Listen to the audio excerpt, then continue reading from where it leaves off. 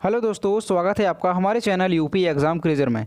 दोस्तों, आज के वीडियो में हम 21 मार्च से संबंधित उत्तर प्रदेश करंट अफेयर और इसके अलावा यूपी एग्ज़ाम्स के लिए मोस्ट इंपॉर्टेंट करंट अफेयर के क्वेश्चंस को डिस्कस करेंगे और हर एक क्वेश्चन से रिलेटेड आपको फैक्ट भी बताएंगे।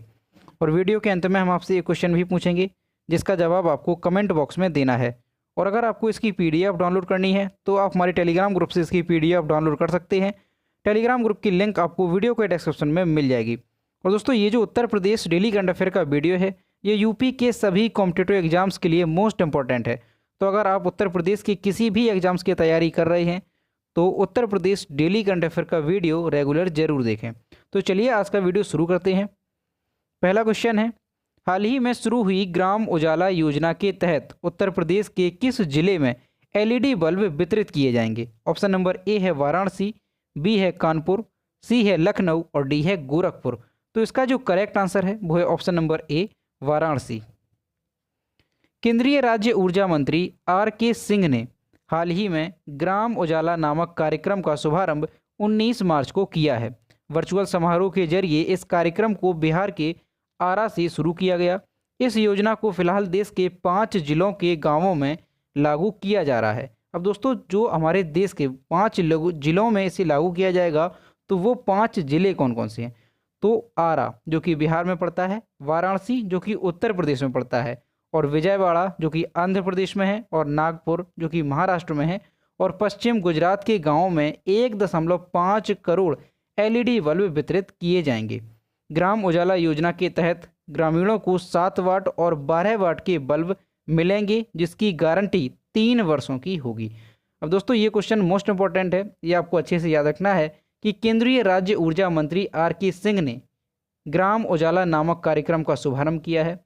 इसका शुभारंभ कहाँ से किया गया है? तो बिहार के आरा से इसका शुभारंभ किया गया है। और दोस्तों, उत्तर प्रदेश जिले का भी इसमें नाम है क्योंकि इस योजना के तहत देश में केवल 5 जिलों में इसे लागू किया जाएगा। उन 5 जिलों में उत्तर प्रदेश का कौन सा जिला है? तो वाराणसी उत्तर प्रदेश का जिला है। ये आपको अच्छे से याद में रखना है। अब दोस्तों, ये जो LED बल्ब हैं ये वितरित करने की इसमें एक शर्त रहेगी कि LED बल्ब जिस व्यक्ति को मिलेगा उसे कोई ऐसा पुराना बल्ब जमा करना पड़ेगा जो कि काम करने की स्थिति में हो। अब वो कोई भी बल्ब हो लेकिन वो काम करने की स्थिति में होना चाहिए, तभी जो है LED बल्ब उसे दिया जाएगा। और LED बल्ब की कीमत कितनी होगी? तो 10 रुपये में LED बल्ब ये वितरित किए जाएंगे।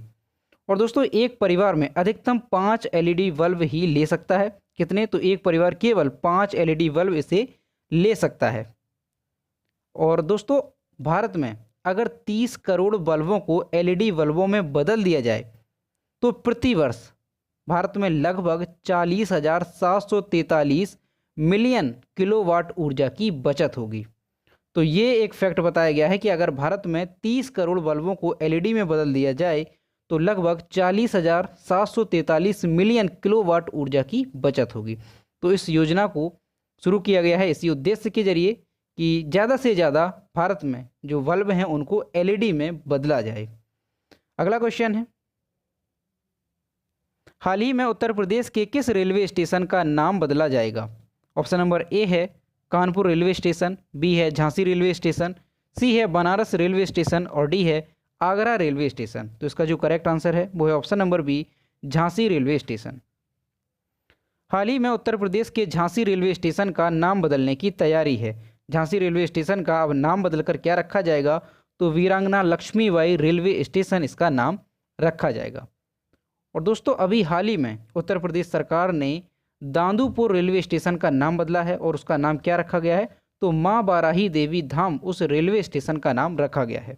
और अगर इसके पहले बात की जाए तो उत्तर प्रदेश सरकार ने 4 रेलवे स्टेशन के नाम बदले हैं। वो कौन कौन से हैं? तो देखिए, मुगल सराय रेलवे स्टेशन था, इसका नाम बदलकर पंडित दीनदयाल उपाध्याय स्टेशन रखा गया। दूसरा था वाराणसी के मडवाडीह रेलवे स्टेशन, जो वाराणसी का मडवाडीह रेलवे स्टेशन था उसका नाम बदला था और उसका नाम रखा गया था बनारस स्टेशन। और दोस्तों, इलाहाबाद जंक्शन का नाम बदलकर प्रयागराज जंक्शन किया गया। और एक था नौगढ़ रेलवे स्टेशन और इसका नाम बदलकर सिद्धार्थनगर रेलवे स्टेशन रखा गया। तो जितने भी रेलवे स्टेशन के नाम बदले गए हैं ये आपको अच्छे से ध्यान में रखनी है, ये आपके एग्जाम्स के पॉइंट ऑफ व्यू से मोस्ट इंपॉर्टेंट होते हैं। अगला क्वेश्चन है, 11वां hockey India sub junior women national championship 2021 में उत्तर प्रदेश की टीम किस स्थान पर रही है? ऑप्शन नंबर ए है पहले, बी है दूसरे, सी है तीसरे और डी है चौथे। तो इसका जो करेक्ट आंसर है वो है ऑप्शन नंबर सी, तीसरे। इस टूर्नामेंट में उत्तर प्रदेश की टीम उड़ीसा को हराकर तीसरे नंबर पर रही है। हरियाणा ने 11वां hockey India sub junior women national 2021 का खिताब अपने नाम कर लिया है। दोस्तों हरियाणा जो है वो इस टूर्नामेंट में पहले स्थान पर आया है। झारखंड को 4-3 से हराकर हरियाणा ने यह खिताब जीता है। तो हरियाणा ने झारखंड को हराया है और झारखंड को हराने के बाद हरियाणा जो है वो 11वां hockey India sub junior women national 2021 में पहले स्थान पर रहा है। और उत्तर प्रदेश की अगर बात की जाए तो उत्तर प्रदेश इस टूर्नामेंट में उत्तर प्रदेश की टीम जो है वो तीसरे नंबर पर रही है। तो ये आपको ध्यान में रखना है। अगला क्वेश्चन है, पृथ्वी शॉ विजय हजारे ट्रॉफी के एक ही संस्करण में कितने रन की उपलब्धि को हासिल करने वाले पहले खिलाड़ी बन गए हैं? ऑप्शन नंबर ए है 500, बी है 600, सी है 700 और डी है 800। तो इसका जो करेक्ट आंसर है वो है option number D, 800। Prithvi Shaw Vijay Hazare trophy के एक ही संस्करण में 800 रन की उपलब्धि को हासिल करने वाले पहले खिलाड़ी बन गए हैं। उन्होंने मार्च 2021 में दिल्ली के अरुण जेटली स्टेडियम में विजय हजारे ट्रॉफी के फाइनल में उत्तर प्रदेश के खिलाफ 73 रन की पारी के दौरान यह उपलब्धि हासिल की। कुछ दिन पहले उन्होंने MS धोनी और विराट के लिस्ट ए चेज में भारतीय बल्लेबाज द्वारा सर्वोच्च व्यक्तिगत स्कोर के रिकॉर्ड को तोड़ा था। तो दोस्तों ये क्वेश्चन भी मोस्ट इंपॉर्टेंट है, आपको अच्छे से ध्यान में रखना है कि विजय हजारे ट्रॉफी के एक ही संस्करण में सबसे अधिक रन हासिल करने वाला खिलाड़ी कौन बन गया है? तो ये बन गए हैं पृथ्वी शॉ और इन्होंने एक ही संस्करण में 800 रन जो है हासिल किए हैं। अब दोस्तों ये जो पृथ्वी शॉ हैं ये कौन है? तो ये एक क्रिकेटर हैं और इनका जन्म कहाँ पर हुआ था? तो महाराष्ट्र के ठाणे में इनका जन्म हुआ था। और कब हुआ था? तो 9 नवंबर 1999 को इनका जन्म हुआ था। अगला क्वेश्चन है, हाल ही में जारी वर्ल्ड हैप्पीनेस रिपोर्ट 2021 में भारत किस पायदान पर रहा? ऑप्शन नंबर ए है 149वें स्थान पर, बी है 139, सी है 129 और डी है 119। तो इसका जो करेक्ट आंसर है वो है ऑप्शन नंबर बी, 139। हाल ही में जारी वर्ल्ड हैप्पीनेस रिपोर्ट 2021 में भारत 3.819 स्कोर के साथ 139वें स्थान पर रहा। यह रिपोर्ट किसने जारी की है? तो UN sustainable development solution network द्वारा इस रिपोर्ट को जारी किया गया है और इस रिपोर्ट में कुल 149 देशों को शामिल किया गया है। इस रिपोर्ट के मुताबिक सबसे खुशहाल देशों में फिनलैंड पहले स्थान पर, डेनमार्क दूसरे और स्विट्जरलैंड तीसरे पायदान पर रहा है।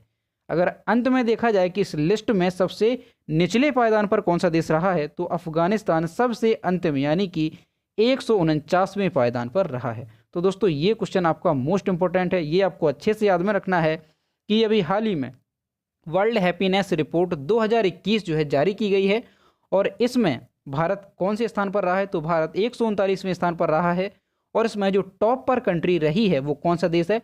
तो फिनलैंड लगातार चौथी बार टॉप पर रहा है। तो ये भी आपको ध्यान में रखना है, जो फिनलैंड है वो लगातार चौथी बार पहले स्थान पर रहा है। अगर दोस्तों पड़ोसी देशों की बात की जाए तो पाकिस्तान 105वें स्थान पर रहा है, आपको ध्यान में रखना है, पाकिस्तान 105वें स्थान पर रहा है और नेपाल 87वें स्थान पर, बांग्लादेश 101वें स्थान पर और म्यांमार 126वें स्थान पर और श्रीलंका 129वें स्थान पर रहा है। तो ये जो पड़ोसी देश हैं इनकी रैंक भी आपको ध्यान में रखनी है और इंडिया की रैंक कितनी है ये आपको मोस्टली याद रखनी है। और दोस्तों 19 मार्च को इस रिपोर्ट को जारी किया गया है, ये ध्यान में रखना है और 20 मार्च को दोस्तों इंटरनेशनल डे ऑफ हैप्पीनेस मनाया जाता है। और दोस्तों ये जो हैप्पीनेस रिपोर्ट होती है ये किस लिए जारी की जाती है? तो इससे ये पता चलता है कि किसी भी देश में कितनी खुशहाली है और इस रिपोर्ट के मुताबिक जो फिनलैंड है वो सबसे खुशहाल देश घोषित किया गया है। तो ये आपको ध्यान में रखना है, ये मोस्ट इंपॉर्टेंट क्वेश्चन है। अगला क्वेश्चन है, विश्व गौरैया दिवस 2021 की थीम क्या है? ऑप्शन नंबर ए है आई लव गौरैया, बी है बी लव गौरैया, सी है गौरैया और जैव विविधता, और डी है इनमें से कोई नहीं। तो इसका जो करेक्ट आंसर है वो है option number A, I love गौरैया। विश्व गौरैया दिवस। विश्व गौरैया दिवस हर साल 20 मार्च को मनाया जाता है। विश्व के कई देशों में गौरैया पाई जाती है। यह दिवस लोगों में गौरैया के प्रति जागरूकता बढ़ाने और उसके संरक्षण के लिए मनाया जाता है। बढ़ते प्रदूषण सहित कई कारणों से गौरैया की संख्या में काफ़ी कमी आई है और इनके अस्तित्व पर संकट के बादल मंडरा रहे हैं। इस साल गौरैया दिवस की थीम क्या है? तो आई लव गौरैया इस साल की गौरैया दिवस की थीम है और गौरैया दिवस प्रतिवर्ष 20 मार्च को मनाया जाता है। तो ये भी आपको ध्यान में रखना है। अगला क्वेश्चन है, हाल ही में किस राज्य ने कुपोषण से निपटने के लिए समर अभियान की शुरुआत की है? ऑप्शन नंबर ए है बिहार, बी है राजस्थान, सी है झारखंड और डी है उड़ीसा। तो इसका जो करेक्ट आंसर है वो है ऑप्शन नंबर सी, झारखंड। हाल ही में झारखंड सरकार ने राज्य में कुपोषण से निपटने के लिए समर अभियान की शुरुआत की है। समर का पूर्ण रूप क्या है? तो strategic action for alleviation of malnutrition and anaemia reduction इसका फुल फॉर्म है। इस अभियान का लक्ष्य एनीमिया से ग्रसित महिलाओं एवं कुपोषित बच्चों की पहचान करना और राज्य के विभिन्न विभागों के बीच समन्वय स्थापित करना ताकि वे राज्य में कुपोषण की समस्या को खत्म करने के लिए प्रभावी तरीके से काम कर सकें। तो दोस्तों याद रखना है आपको, जो समर अभियान है ये किस राज्य ने शुरू किया है? तो झारखंड राज्य सरकार ने इसे शुरू किया है कुपोषण से निपटने के लिए, और आपको इसका फुल फॉर्म भी ध्यान में रखना है। अगला क्वेश्चन है, हाल ही में किस राज्य ने अपने बजट में मुख्यमंत्री दलित सशक्तिकरण कार्यक्रम की घोषणा की है? ऑप्शन नंबर ए है आंध्र प्रदेश, बी है छत्तीसगढ़, सी है असम और डी है तेलंगाना। तो इसका जो करेक्ट आंसर है वो है ऑप्शन नंबर डी, तेलंगाना। हाल ही में तेलंगाना की वित्त मंत्री टी हरीश राव ने वित्त वर्ष 2021-22 के लिए बजट पेश किया। इस बजट में मुख्यमंत्री दलित सशक्तिकरण कार्यक्रम नाम से एक नई योजना लॉन्च की गई। इस योजना के लिए 1000 करोड़ रुपए का आवंटन किया गया और इस योजना का लाभ जो है वो किसे मिलेगा? तो अनुसूचित जाति को इस योजना का लाभ मिलेगा। और दोस्तों इस बार का जो तेलंगाना में बजट पेश किया गया है उसमें पिछड़े वर्ग के कल्याण पर फोकस किया गया है। तो ये जो योजना है ये आपको खास तौर से ध्यान में रखनी है। मुख्यमंत्री दलित सशक्तिकरण कार्यक्रम ये किस राज्य सरकार ने लॉन्च किया है? तो इसे तेलंगाना ने लॉन्च किया है। और तेलंगाना के वित्त मंत्री कौन है? तो टी हरीश राव तेलंगाना के वित्त मंत्री हैं और उन्होंने ही इस बजट को पेश किया है। दोस्तों तेलंगाना की अगर बात करें तो तेलंगाना की राजधानी क्या है? तो हैदराबाद तेलंगाना की राजधानी है। तेलंगाना के मुख्यमंत्री हैं के चंद्रशेखर राव और तेलंगाना के जो गवर्नर हैं वो हैं तमिलिसाई सौंदरराजन। तो ये भी आपको ध्यान में रखना है। अगला क्वेश्चन है, हाल ही में मध्य प्रदेश के कितने शहरों में फिर से लॉकडाउन घोषित किया गया? ऑप्शन नंबर ए है 1, बी है 2, सी है 3 और डी है 4। तो इसका जो करेक्ट आंसर है वो है ऑप्शन नंबर सी, 3।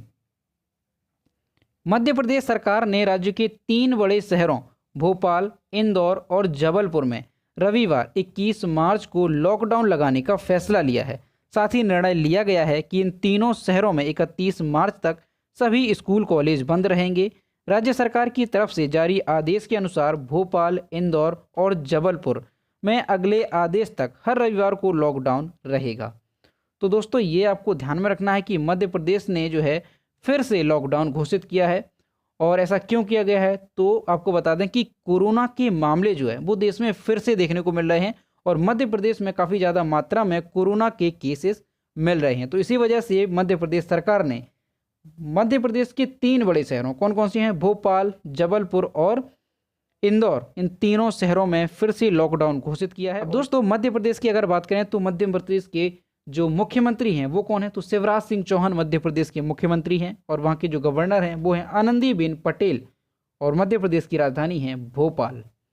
अगला क्वेश्चन है, मार्च 2021 में उत्तराखंड में निम्नलिखित में से किस स्थान पर देश के पहले वन हीलिंग केंद्र का उद्घाटन किया गया? ऑप्शन नंबर ए है रानीखेत, बी है अल्मोड़ा, सी है भोवाली और डी है चमोली। तो इसका जो करेक्ट आंसर है वो है ऑप्शन नंबर ए, रानीखेत। देश के पहले वन हीलिंग केंद्र का उद्घाटन उत्तराखंड के कालिका में रानीखेत में मार्च 2021 में किया गया। उत्तराखंड वन विभाग के रिसर्च विंग द्वारा वनों के उपचार, गुणों और समग्र स्वास्थ्य और कल्याण पर इसके पुनः प्रभावकारी प्रभाव पर शोध के बाद वन हीलिंग केंद्र विकसित किया गया है। इसमें कई गतिविधियां शामिल हैं, जैसे कि जंगल घूमना और पेड़ लगाना आदि। तो दोस्तों आपको ध्यान में रखना है, ये क्वेश्चन भी मोस्ट इंपॉर्टेंट है, क्योंकि ये देश का पहला वन हीलिंग केंद्र है जिसका उद्घाटन कहाँ पर किया गया है, तो उत्तराखंड में इसका उद्घाटन किया गया है। और उत्तराखंड में कहाँ पर, तो रानीखेत में देश के पहले वन हीलिंग केंद्र का उद्घाटन किया गया है। तो दोस्तों ये थे 21 मार्च से संबंधित उत्तर प्रदेश करंट अफेयर और इसके अलावा यूपी एग्जाम्स के लिए मोस्ट इंपॉर्टेंट करंट अफेयर के क्वेश्चन जो कि हमने डिस्कस किए। अब हम देखते हैं पिछले वीडियो का क्वेश्चन जो हमने आपसे पूछा था। तो ये है कल के वीडियो का क्वेश्चन जो हमने आपसे पूछा था, दुनिया का सबसे बड़ा ताला कहाँ बनाया जा रहा है। तो इसका जो करेक्ट आंसर था वो ऑप्शन नंबर ए था, उत्तर प्रदेश। और लगभग सभी स्टूडेंट्स ने इसके सही जवाब दिए। और मैं फिर से कहता हूँ कि जो भी क्वेश्चन आपसे पूछा जाए तो सभी लोग उसका आंसर जरूर किया करो। तो ये है आज का क्वेश्चन, मार्च 2021 में भारत का सबसे बड़ा किडनी डायलिसिस अस्पताल कहाँ पर स्थापित किया गया। ऑप्शन नंबर ए है महाराष्ट्र, बी है पंजाब, सी है दिल्ली और डी है चंडीगढ़। तो इसका जो भी करेक्ट आंसर है वो आपको कमेंट बॉक्स में बताना है। तो दोस्तों अगर आपको आज का वीडियो पसंद आया हो और वीडियो हेल्पफुल लगा हो तो वीडियो को लाइक करें, शेयर करें और अगर चैनल पर नए हैं तो चैनल को सब्सक्राइब करना ना भूलें।